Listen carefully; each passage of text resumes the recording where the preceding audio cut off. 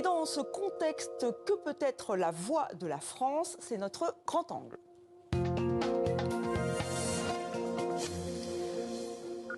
Emmanuel Macron débutera dimanche une tournée en Asie du Sud-Est, nouvelle déclinaison de la stratégie Indo-Pacifique de la France. Alors que va défendre le président français? Quelle est cette troisième voie entre Washington et Pékin sur des conflits comme Gaza ou l'Ukraine? Bonsoir Christophe Lemoine. Bonsoir. Vous êtes porte-parole du Quai d'Orsay. Merci d'avoir accepté notre invitation. On va commencer avec cette citation de Emmanuel Macron. C'était le 9 avril dernier. On doit aller vers une reconnaissance de l'État palestinien dans les prochains mois. On ira. Notre objectif, c'est quelque part en juin avec l'Arabie Saoudite de présider cette conférence où l'on pourrait finaliser le mouvement de reconnaissance réciproque par plusieurs. Voilà ce que disait Emmanuel Macron. Une réunion s'est tenue hier. Alors, est-ce qu'on va vers une reconnaissance d'un État palestinien? Est-ce que la France va décider de le faire au mois de juin? L'urgence, c'est de trouver une solution politique à la situation dans la bande de Gaza et plus généralement dans les territoires palestiniens. Et la conférence du mois de juin dont parle le président de la République, c'est une manière de mettre cette solution politique au premier plan. La conférence va avoir pour objet d'aller vers un plan pour la reconnaissance de deux États. Donc vers, c'est-à-dire ça ne sera pas acté? On espère cheminer vers une solution à deux États qui soit reconnue par tous. C'est la seule solution pour avoir une situation stable et pour que les Israéliens et les Palestiniens vivent en sécurité. Mais il est bien évident, et c'est ce que dit le président de la République, que pour qu'il y ait une solution à deux États, il faut qu'il y ait reconnaissance. Et s'agissant de la Palestine, la France a toujours dit que ce n'était pas un tabou. La reconnaissance devait simplement intervenir au moment opportun. Donc la conférence de juin est peut-être ce moment. Peut-être ce moment, le ministre des Affaires étrangères espagnol dit que pour Gaza, on aurait pu faire plus tôt. Eux, les Espagnols ont décidé il y a un an. Est-ce qu'il a raison ? Écoutez, là, en tout cas, il y a une urgence assez forte, comme l'ont montré vos images, une urgence assez forte à agir.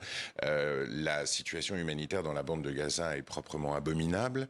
Il y a une petite réouverture pour l'aide humanitaire, mais c'est notoirement insuffisant. Il faut que l'aide humanitaire puisse entrer de manière libre et massive. Ce qui n'est pas le cas pour l'heure. Ce qui n'est pas encore le cas pour l'heure. Les besoins sont immenses. Et à cela s'ajoutent en plus des opérations de l'armée israélienne qui ne faiblissent pas, au contraire. Elle s'intensifie. Et donc la question maintenant, c'est de montrer et d'emmener Israël vers une solution politique. La logique sécuritaire ne mènera pas à une solution. Eh bien, nous allons écouter Benyamin Netanyahou. Il a été très clair sur cette effectivement solution politique. On l'écoute. Je n'ai jamais pu comprendre comment cette simple vérité échappe aux dirigeants de France, de Grande-Bretagne, du Canada et d'autres. Ils proposent maintenant d'établir un État palestinien et de récompenser ces meurtriers avec le prix ultime. Eh bien, pendant 18 ans, nous avons eu un État palestinien de facto. Ça s'appelle Gaza. Et qu'avons-nous obtenu? La paix? Non. Nous avons eu le massacre le plus sauvage de Juifs depuis l'Holocauste. Donc Christophe Lemoine, on en est loin. Et effectivement, cette solution à deux États, Benyamin Netanyahou semble ne pas en vouloir. Donc comment la France pourrait c'est une solution qui est envisagée. Il n'y a pas que la France qui la porte. Il y a eu un plan des États arabes qui a été présenté il y a quelques semaines par les États arabes de la région, qui repose aussi sur une solution à deux États et qui détaille un petit peu les conditions de cette solution à deux États. Mais ce ne serait pas un casus belli avec Israël ? Je pense que, encore une fois, cette solution à deux États, c'est ce que la France en fait la promotion depuis longtemps.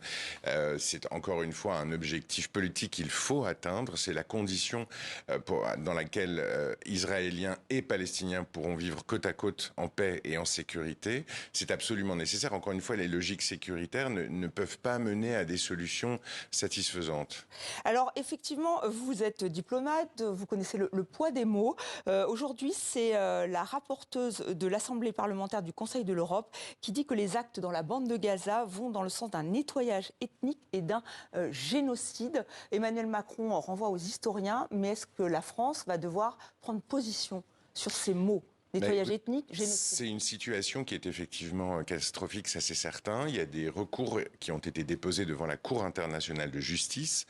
Le génocide, comme vous le savez, comme le crime de guerre, sont des notions juridiques qui datent de l'après-guerre, qui datent des procès de Nuremberg. Donc il revient à un juge, effectivement, de qualifier la situation et de vérifier que la situation correspond ou non à un génocide ou à des crimes de guerre. La Cour internationale de justice a été saisie. Est-ce que ça ne sera pas trop tard pour les Gazaouis? Évidemment, il y a un processus juridique qui est en cours, mais il y a aussi un processus politique qui est en cours. Et je vous renvoie à la déclaration qui a été faite par Emmanuel Macron avec son homologue britannique et son homologue canadien en début de semaine, qui a utilisé des mots extrêmement forts pour dénoncer justement l'attitude d'Israël qui redouble et qui escalade en termes d'opérations militaires et qui par ailleurs restreint très fortement l'aide humanitaire. Cette déclaration, c'est quand même la preuve qu'il y a quand même une vraie prise de conscience et que la pression est mise sur Israël pour stopper les opérations militaires et réouvrir les accès à la bande de Gaza et plus largement envisager une solution de long terme. Et encore une fois, la solution de long terme, ça ne peut être qu'une solution politique.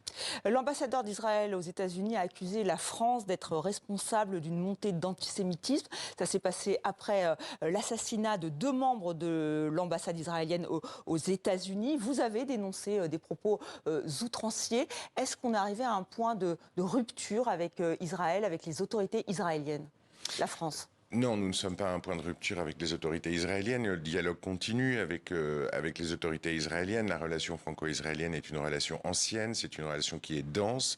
Comment expliquer que effectivement, que la France soit ciblée? Ça aurait pu être aussi le Canada, vous l'évoquiez tout à l'heure, le Royaume-Uni. Écoutez, ça, je ne sais pas, c'est une question pour l'ambassadeur d'Israël aux États-Unis. Pourquoi est-ce qu'il cible la France plutôt qu'un autre pays? Je ne le sais pas, il faudrait lui poser la question. Ce qui est certain, c'est que la France a toujours été constante dans sa dénonciation de l'antisémitisme.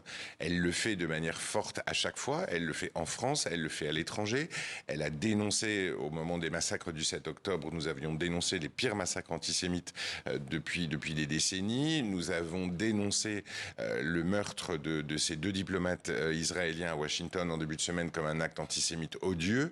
La France a condamné, la France condamne et la France condamnera toujours l'antisémitisme. Donc les propos de l'ambassadeur d'Israël à Washington sont en fait assez outranciers. Et est-ce que ça va crescendo? On l'a vu, il y a eu un incident diplomatique le 21 mai à Jénine, où il y a effectivement un incident diplomatique, puisque des soldats israéliens ont tiré sur un groupe de diplomates étrangers. Là, encore une fois, le ministre français des Affaires étrangères a qualifié l'incident d'inacceptable. Est-ce que vous envisagez des suites? Écoutez, c'est un incident qui a eu lieu effectivement à Jenin, en Cisjordanie, avec l'armée israélienne qui a intentionnellement, visiblement, tiré vers un groupe de diplomates qui étaient en visite sur place. Il y avait un diplomate français, évidemment, mais pas seulement. C'était un groupe de diplomates de différents pays. Il y a eu des réactions, d'ailleurs, de notre part, évidemment. Comme vous l'avez rappelé, le ministre des Affaires étrangères, Jean-Noël Barrot, a rappelé que c'était un acte inacceptable. La diplomatie espagnole, la diplomatie italienne, beaucoup ont condamné cette frappe, mais surtout ce que ça montre, en fait, c'est qu'il y a quand même une difficulté pour les diplomates étrangers en Cisjordanie à exercer leurs fonctions dans des conditions normales. Il y a des conventions internationales qui réglementent le travail des diplomates, elles doivent être respectées, et il n'est pas acceptable qu'un groupe de diplomates se retrouve pris sous le feu de l'armée israélienne. Ça montre aussi la tension sur le terrain. Vous évoquiez cette aide humanitaire, le patron de l'ONU explique on est encore très très loin du compte. Cette reconnaissance de l'État palestinien, donc d'un double État, c'est une menace, c'est la seule façon de faire pression sur les autorités israéliennes? C'est aucunement une menace. Encore une fois, c'est la volonté de remettre au centre de la discussion la volonté d'aller vers une solution politique. Et quand on parle d'une solution à 2 États, ça veut dire qu'il faut que ces 2 États existent, donc ça veut dire qu'il faut qu'ils soient reconnus. Mais ce n'est pas un vœu pieux? Écoutez, en tout cas, on essaye de mettre de faire les meilleurs efforts du monde pour justement enclencher cette dynamique. On est bien conscient que ce sera difficile et peut-être que ce sera long. Il n'y a aucune espèce de naïveté de notre part, mais encore une fois, la solution finale doit être une solution à deux États. Et pour avoir deux États, il faut que ces deux États soient reconnus. Donc la reconnaissance de la Palestine est un élément de cette dynamique. C'est pas du tout une menace, c'est rien de tout ça. C'est simplement un élément de cette dynamique. Mais est-ce que les Gazaouis ont le temps, encore une fois, au vu de ce qui se passe, au vu de l'aide humanitaire qui arrive au compte-gouttes? Ben effectivement, c'est un point tout à fait valide, et c'est pour ça que nous appelons dans le même temps Israël à réouvrir totalement les accès à la bande de Gaza pour l'aide humanitaire. La situation sur le terrain est abominable et il faut que l'aide puisse rentrer de manière libre et massive. Venons-en maintenant à l'Ukraine. Nouvelles frappes, nouvelles attaques massives, donc cette nuit contre Kiev notamment. Le 16 mai, Emmanuel Macron annonçait des sanctions si l'ultimatum lancé par les Européens n'était pas respecté. Il ne se passe rien finalement. Bah, écoutez, la situation est un peu bloquée, mais on doit faire face à un interlocuteur, le président Poutine, qui fait quand même preuve d'une mauvaise volonté assez manifeste, enfin en tout cas qui a un langage pour le moins hypocrite. Il indique qu'il veut des négociations, et quand il est invité à négocier avec Volodymyr Zelensky, il ne veut pas. Il indique qu'il souhaite aussi la fin des conflits, et quand on lui propose un cessez-le-feu, qui est une proposition américaine, il n'y répond pas. Oui, donc est-ce que ça ne démonétise pas la parole des Européens qui lancent un ultimatum qui n'est pas respecté, qui évoque une trêve qui n'arrive pas et en plus, quand Donald Trump dit non, mais ça va se passer entre lui et moi, c'est-à-dire Vladimir Poutine. Oui, mais encore une fois, les objectifs des Européens qui est d'arriver à une paix rapide, c'est encore une fois un objectif qui a été formulé par le président Trump. C'est lui le premier qui a indiqué qu'il fallait arriver à une paix rapide et à un cessez-le-feu. C'est l'idée américaine à laquelle les Européens ont bien évidemment adhéré, à laquelle les Ukrainiens ont bien évidemment adhéré. Donc ça, je pense qu'il n'y a aucune espèce d'ambiguïté là-dessus. Les propositions américaines correspondent à ce que les Européens veulent. La difficulté, c'est qu'on n'a pas d'interlocuteur de bonne foi en face. Mais à quoi ça sert alors de lancer un ultimatum si on sait qu'il ne va pas être respecté?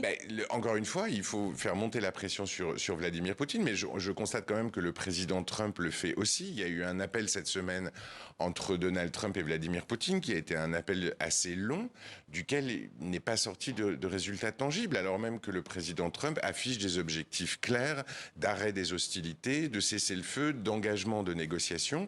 La réponse à tout ça, c'est qu'on a affaire à quelqu'un qui est totalement hypocrite et qui fait preuve d'une énorme mauvaise volonté à vouloir avancer dans ce sens-là. Donc il faut trouver d'autres partenaires, d'où ce voyage, cette tournée en Asie, se tourner vers Xi Jinping, le président chinois. Faire plusieurs choses. La première chose, c'est qu'il faut continuer à accentuer la pression sur la Russie, et ça se fait notamment par le biais des sanctions. Il y a eu mardi dernier le vote à Bruxelles d'un 17e paquet de sanctions contre la Russie. La Commission européenne prépare un 18e paquet, donc encore une fois, la pression ne se relâche pas.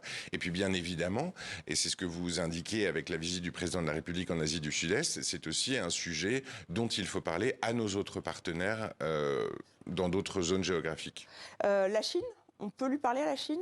Elle peut nous écouter? La France? Il y a eu un appel cette semaine entre le président de la République et le président chinois. Oui, il y a un dialogue qui est ouvert et on peut lui parler. Je crois qu'on lui parle de ces sujets-là.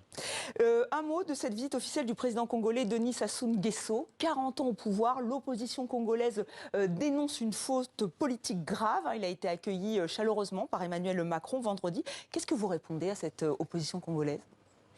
Denis Sassou Nguesso est quand même le président élu du Congo-Brazzaville, donc il est venu en visite à Paris. Donc pour vous, c'est normal, c'est pas un mauvais signal?